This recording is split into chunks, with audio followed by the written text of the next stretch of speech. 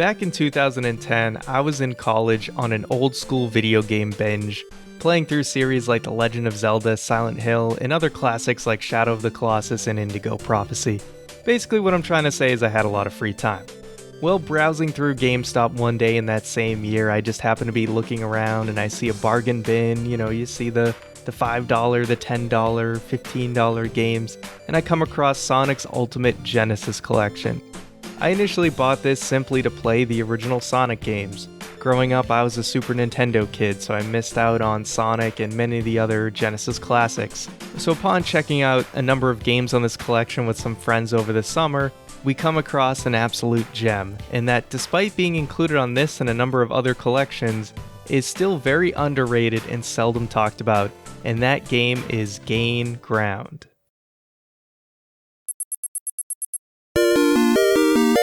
So Gain Ground started off as an arcade game in 1988. It was eventually ported to the Sega Master System in 1990 and the Sega Genesis in 1991. It's been re-released many times, including Radica Games TV Play Legends Volume 2. The Genesis version was on the Wii Virtual Console in 2007. Gain Ground was included in the Sega Genesis Collection for PS2 and PSP in 2006. In 2009, we got the aforementioned Sonic's Ultimate Genesis Collection. In 2010, it became available on Steam as a part of the Sega Mega Drive Classics Pack. And in 2018, it was included on the console version of the Genesis Classics Pack. Basically, what I'm trying to say is, it's been in a lot of collections. In Gain Ground, the object of the game is for players to reach the exit point with at least one character, or destroy all enemies on the level before the time runs out. If you run out of characters, game over. There are 40 levels in the arcade version, and the version we'll be talking about today, the Genesis version, has 50 levels. The Master System also has 50 levels. There are 20 playable characters in Gain Ground, each with their own strengths and weaknesses. Each character has a minor weak weapon which can be fired in any direction, and a special weapon which has different capabilities depending on the character. You can pick up characters along the way to add to your team to help you survive longer, and add new abilities to your arsenal. When selecting a character for a situation, you have to consider the character's speed, what type of weapon they have, the range. It all matters in strategizing what characters are good for what levels. Of course, each character has an actual name, but honestly, my friends and I found it way more fun to name them ourselves. You got James Bond, Sarah Connor, the Pimp, Viking Archer, Crazy Archer. I mean, look at this guy's face. He's definitely crazy.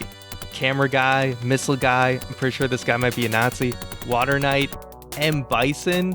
This M. Bison is useless. And of course, Boomerang Grandma.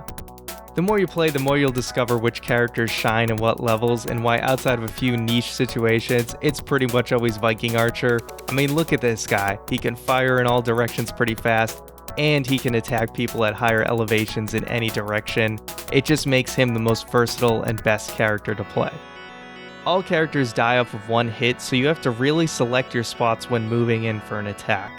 If a character takes a hit, you'll have a chance to save them, but if you lose multiple characters in a single level, you'll only be able to save the latest that died.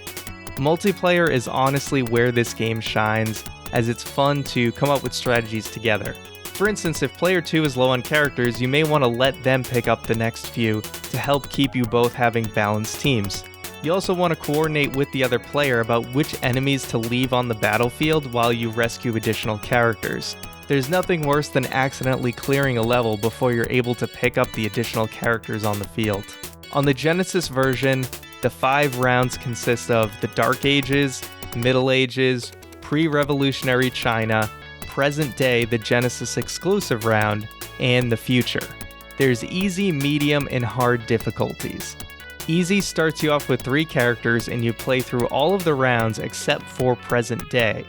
Medium has you also start with 3 characters, but you play through all of the stages, which includes Present Day. And let me tell you, Present Day is a bitch. It is super difficult. Good luck trying to get through that without using save states. Of course, finally there's hard mode, which interestingly starts you with every single character, but there's no characters to rescue along the way, so once you lose that character, you can't get them back. I've played the arcade version, but honestly I much prefer the Genesis version, and that's the one I would recommend you guys go check out. Gain Ground is honestly a great gem worth checking out, and it's one you may already own if you happen to have one of these Genesis collections, so definitely check it out if you already have it. And if you don't, honestly these packs are relatively inexpensive to pick up, so I recommend either Sonic's Genesis collection or the collection that's available on Steam. So go check this game out. If you've already played it before, definitely leave your thoughts in the comments below, and if you're trying it for the first time, feel free to let me know as well. Thank you.